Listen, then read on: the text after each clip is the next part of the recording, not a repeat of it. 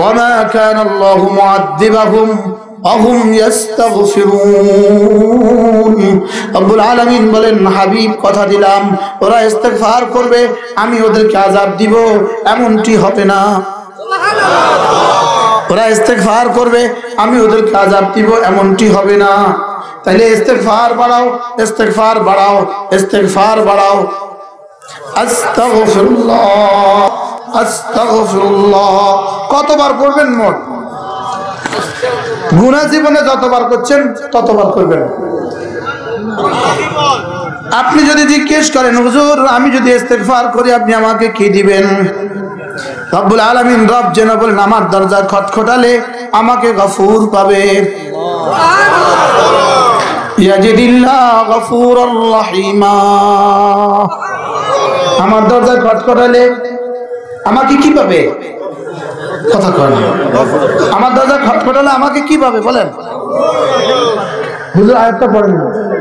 ওয়ামান ইয়ামাল সুআন আও ইয়াযলিম নাফসাহু, তারপরে কি? সুম্মা ইস্তাগফিরিল্লাহ ইয়াজিদিল্লাহ গফুরুর রহিমা। রব্বুল আলামিন বলেন, তুমি যদি গুনাহ করতে করতে পাহাড় থেকে আসমান থেকে জমিন ভরে দাও, তুমি যদি গুনাহ করতে করতে সাগরের পানিগুলোকে মলিন করে দাও, তুমি যদি গুনাহ করতে করতে আসমানের সূর্যের আলোকে ম্লান করে দাও, সুম্মা ইস্তাগফিরিল্লাহ এরপরে যদি ইস্তেগফার করো, ইয়াজিদিল্লাহ গফুরুর রহিমা তুমি আমাকে গফুরুর রহিম পাবে।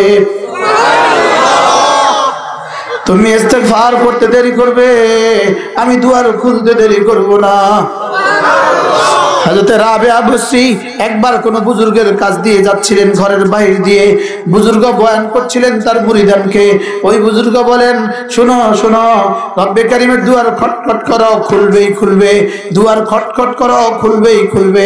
হযরত রাবিয়া বসরি সঙ্গে সঙ্গে বললেন, জি হযরত, বয়ানকে ঠিক করে বলেন, এটা ঠিক বলেননি, দুয়ার খোলাই আছে, আমরা খটখট করি না। কি বলছে বলেন? দুয়ার কি আছে বলেন? আমরা কি করি না? ওয়ামান ইয়ামাল সুআন আও ইয়াযলিম নাফসাহু সুম্মা ইস্তাগফিরিল্লাহ ইয়াজিদিল্লাহ গফুরুর রহিমা। তুমি গুনাহ করতে করতে যদি জমিন থেকে আসমান ভরে দাও, ছুটে এসে যদি বলো রব্বা মাফ করে দেন, আমি বলবো যাও মাফ। ইস আল্লাহ, ইনশাআল্লাহ আমারও তো কইব তোরও মাফ, যা তুই যে এভাবে কইছস এর লাগে তোরও মাফ। সুবহানাল্লাহ।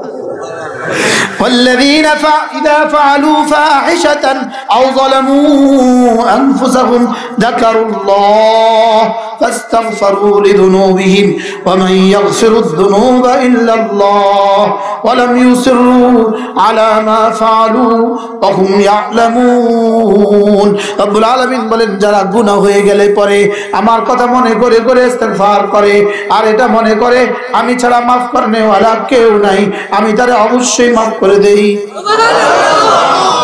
কি ইন্নাল্লাহ বাসিতুন ইয়াদাইহি লাইলান লিয়াতুবা মুসিআন নাহার। রব্বুল আলামিন রাতের বেলায় তার দুই হাতকে কামা ইয়ালিকু বিশানি, তার হাত যেমন তেমন রব্বুল আলামিন রাতের বেলা দুই হাতকে দরাজ করে রাখে, দিনে যারা গুনাহ করেছে তাদেরকে মাফ করে দেওয়ার জন্য।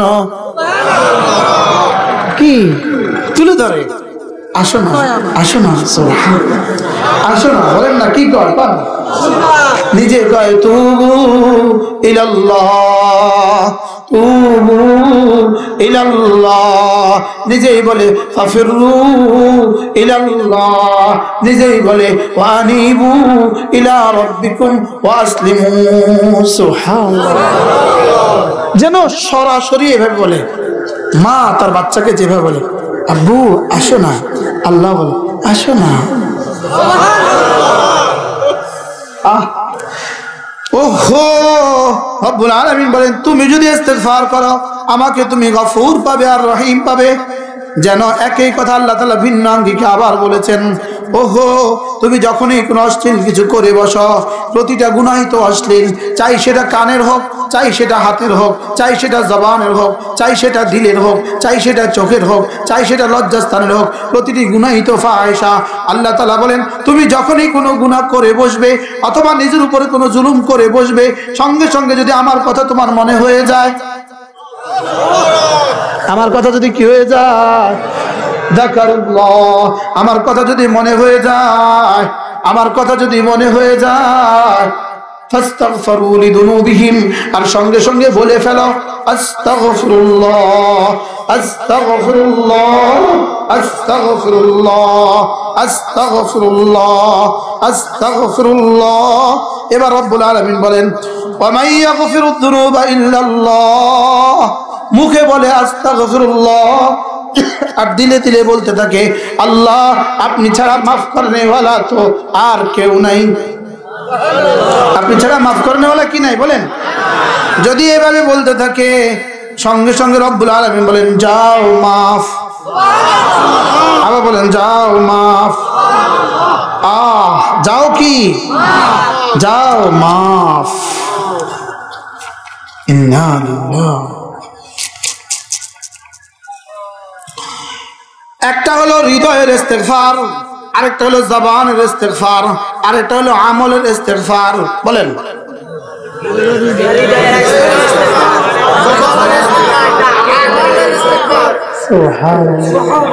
বলেন হৃদয়ের ইস্তেগফার, জবানের ইস্তেগফার, আমলের ইস্তেগফার, তিনটা যখন একসাথে হয় এটার নাম হলো ইস্তেগফার। এটার নাম হলো কি বলেন। যেমন আমি আগে নামাজ ছেড়ে দিয়েছিলাম, আমি আগে নামাজ পড়তাম না, এখন নামাজ পড়ি, এটা নামাজ ছেড়ে দেওয়ার ইস্তেগফার। সুবহানাল্লাহ না, আগে নামাজ পড়তাম না বলেন, এখন থেকে নামাজ ছাড়বো না, এটা হলো নামাজের ইস্তেগফার। এটা কি রোজা ভুলে ছেড়ে দিয়েছিলাম, এখন আর রোজা ছাড়বো না, এবারে রমজান থেকে সবগুলো রোজা রাখবো, এটা হলো রোজা ছেড়ে দেওয়ার ইস্তেগফার। আগে পর্দা করি নাই, এখন আর পর্দা ছাড়বো না। সুবহানাল্লাহ কয় না, এটা হলো কিসের ইস্তেগফার, এটা হলো পর্দার ইস্তেগফার। আল্লাহ আল্লাহ কি করা মন তো সাফ হতে বলতেছিল আস্তাগফিরুল্লাহ, আস্তাগফিরুল্লাহ, আস্তাগফিরুল্লাহ, আস্তাগফিরুল্লাহ, আস্তাগফিরুল্লাহ, আস্তাগফিরুল্লাহ। কতবার করা দরকার, কতবার?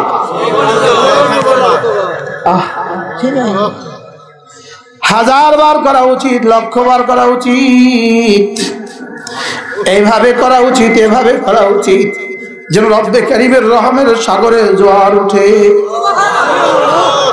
যেন ফেরেশতা পাগল হয়ে যায়, যেন আরশ নড়তে শুরু করে, মওলাই করিম তাকে মাফ না করলে আমি আর থামবো না, যেন জিবরাইল নড়তে শুরু করে, মওলাই করিম তাকে মাফ না করলে আমি থামবো না। চলেন কমপক্ষে আজ থেকে ডেইলি 100 বার বলেন ইনশাআল্লাহ। আস্তাগফিরুল্লাহ, আস্তাগফিরুল্লাহ ওয়া আতুবু ইলাইহি, আস্তাগফিরুল্লাহ ওয়া আতুবু ইলাইহি, আস্তাগফিরুল্লাহ ওয়া আতুবু ইলাইহি। কতবার? ইনশাআল্লাহ কয় না ইনশাআল্লাহ। করে দেখো বন্ধু, করে দেখো, করে দেখো, করে দেখো। হুজুর বিশ্বাস হুজুর বলতেন আল্লাহ হুজুরের কবরকে জান্নাতের টুকরো বানিয়ে দেয়। কানকিরহাট আরে শ্যানবাগ ছাত্রভাই হাই স্কুল মাঠে হুজুরের বয়ান আমার শেষ শোনা, ওটা কেউ থাকতে পারেন ওখানে, এই আমাদের সাখাওয়াত সাহেব, মনির ভাই এরা সবাই ছিল। হুজুর রহমতুল্লাহি আলাইহি এই শেষ বয়ান, শেষ বয়ান, আল্লাহ দে, আল্লাহ দে, কি কয় কোন দে একটা ফেল, এটার লাগে মাফুল লাগে, এটার লাগে কি লাগে? দে হলে একটা ক্রিয়া, এটার লাগে কর্ম লাগে, ভার্ব, এটার লাগে অবজেক্ট লাগে। হুজুরকে আল্লাহ দে কি জিতে গেছে এটা আর কো না, সুবহানাল্লাহ। এটা তরজমা যেন এটা আল্লাহ দে, কি কি দিবেন আমার যা যা লাগে। আল্লাহ দুনিয়া দেন, আখিরাত দেন। সুবহানাল্লাহ। হুজুর সবসময় বলতেন যার কোনো গুনাহ ছিল না তিনি প্রতিদিন ইস্তেগফার করতেন 100 বারের উপরে। আমাদের গুনাহ কত? তাহলে ইস্তেগফার কত হওয়া উচিত? করবো তো ইনশাআল্লাহ। তাহলে ইস্তেগফার কয় প্রকার? 3 প্রকার। দিলের ইস্তেগফার, জবানের ইস্তেগফার, কাজের ইস্তেগফার। সুবহানাল্লাহ। কালেমায়ে তাইয়্যিবা লা ইলাহা ইল্লাল্লাহ, লা ইলাহা ইল্লাল্লাহ, লা ইলাহা ইল্লাল্লাহ। এটাও জবানি ইস্তেগফার। এটাও কি? নামাজ, এটা কাজের ইস্তেগফার। রোজা, এটাও কর্মের ইস্তেগফার। মাল, আল্লাহর রাস্তায় মাল দেওয়া, এটা অর্থনৈতিক ইস্তেগফার।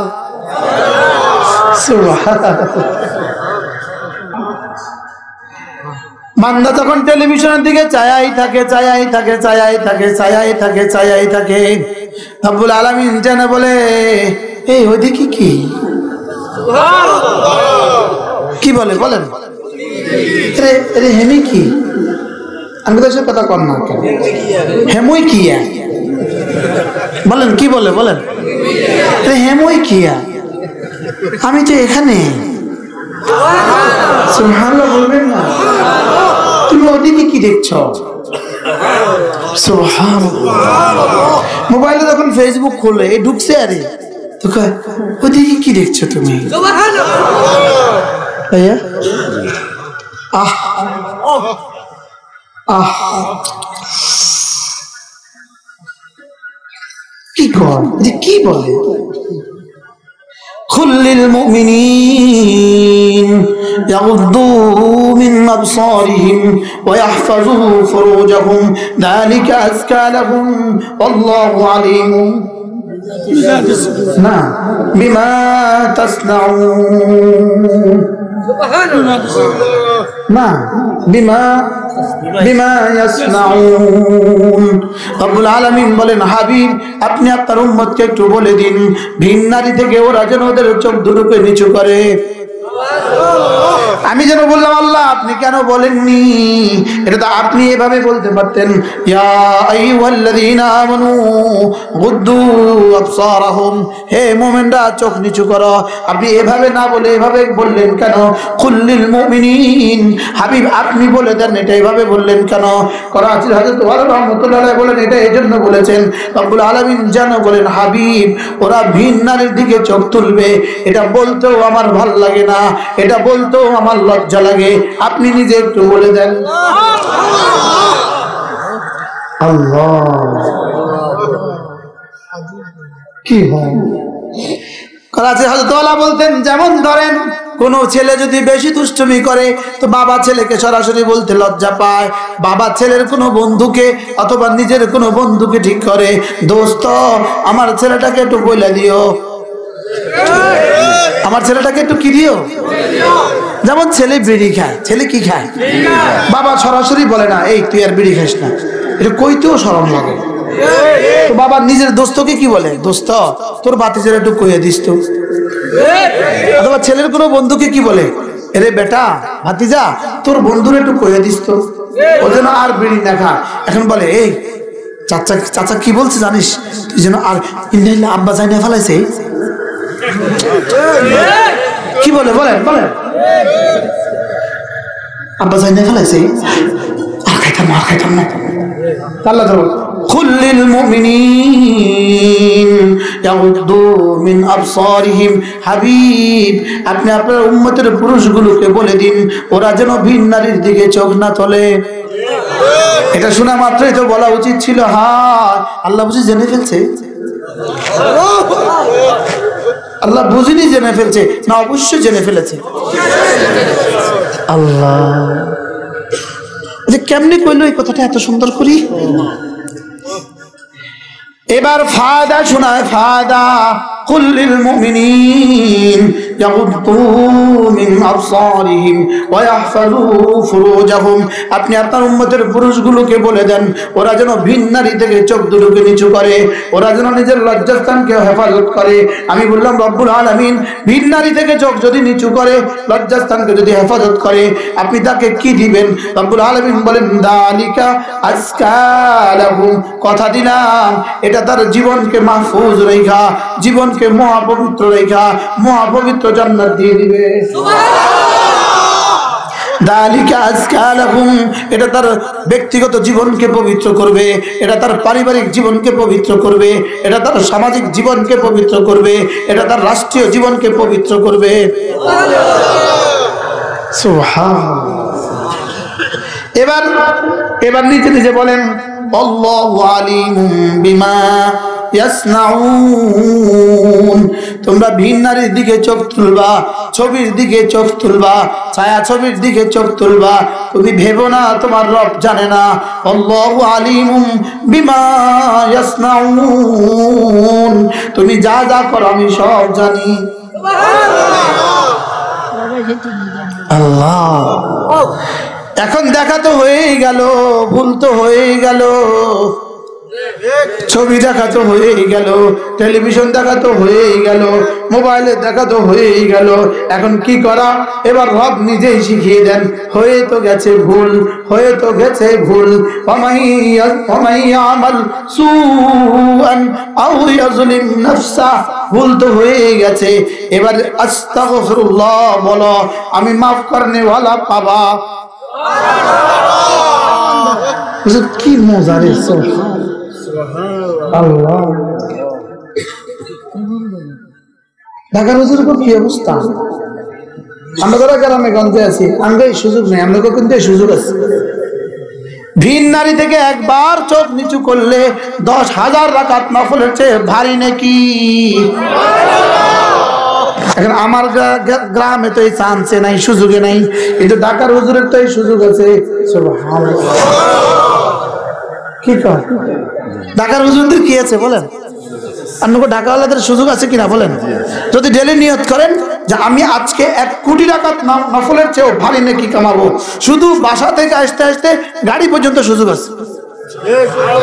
আমার বাসা কোথায়? হ্যাঁ, বসুন্ধরা। সুযোগ কেমন আপনার বাসা? এই নাকি কামানোর সুযোগ কেমন? হ্যাঁ, শনি আখড়া কেমন সুযোগ এটা? তারা যখন বাসা থেকে বের হয়ে গাড়িতে উঠা পর্যন্ত চোখ নিচু করে। আমি গাড়িতে কখনো সামনে সিটে বসি না, শুধু চোখ নিচু করতে অসুবিধা এর লেগা। সুবহানাল্লাহ। আমি অলওয়েজ গাড়িতে পিছনে সিটে বসি। কোন দোস্ত আবার দেখবে ভাই তুই অফিসে তোর তাকওয়ার পাহাড় আছে, তুই চোখ নামাই তিহারবি, না যা আমি বইতাম সামনে। কি হয়? ভিন নারী থেকে একবার চোখ নিচু করা 10,000 রাকাত নফলের চেয়ে ভারী। করবো ইনশাআল্লাহ বলেন। পেছনে যেগুলো হয়ে গেছে, তাহলে আমি আল্লাহকে কি পাবো বলেন? কথা কয় না। আমার দরজা খটখটালে আমাকে গফুর পাবে, আমাকে রহিম পাবে। ইয়াজিদিল্লাহ গফুরুর রহিমা। কুরবান কোরআনের উপর। সুবহানাল্লাহ। হুজুর কয় কিটা আল্লাহ পাক? দেখেন, আমাকে গফুর পাবে, আমাকে রহিম পাবে। আমার খাজানায় রহমতের মহাসাগর আছে। আমার রহমতের মহাসাগর থেকে আমি 200 কোটি মানুষকে দিলে আমার রহমতের মহাসাগর থেকে 1 জাররাও কমবে না। কোন ইহুদিকে রব্বুল আলামিন হাশরের ময়দানে রহমত দিবে না, কোন নাসারাকে রব্বে কারীম হাশরের ময়দানে রহমত দিবে না। সুবহানাল্লাহ। وكان بالمؤمنين رحيما وكان بالمؤمنين رحيما হাশরের ময়দানে কোন ইহুদিকে আমি রহমত করব না, কোন নাসারাকে আমি রহমত করব না, কোন ভান্ডারীকে রহমত করতাম না, কোন বেঈমানকে রহমত করতাম না, কোন নাস্তিককে রহমত করব না। ওয়াকানা বিল মুমিনিনা রহিমা, আর কোন মুমিনকে আমি রহমতের বাইরে রাখব না। সুবহানাল্লাহ। কোন মুমিনকে কি রাখব না? আমার রহমতের একটা চাদর আছে, আমার রহমতের একটা খাজানা আছে, আমার রহমতের একটা গোডাউন আছে, আমার রহমতের একটা তাবু আছে। ওই তাবুর ভিতরে কোনো বেঈমানকে ঢুকতে দিতাম না, আর কোনো মুমিনকে বাইরে রাখতাম না। ওয়াকানা বিল মুমিনিনা রহিমা।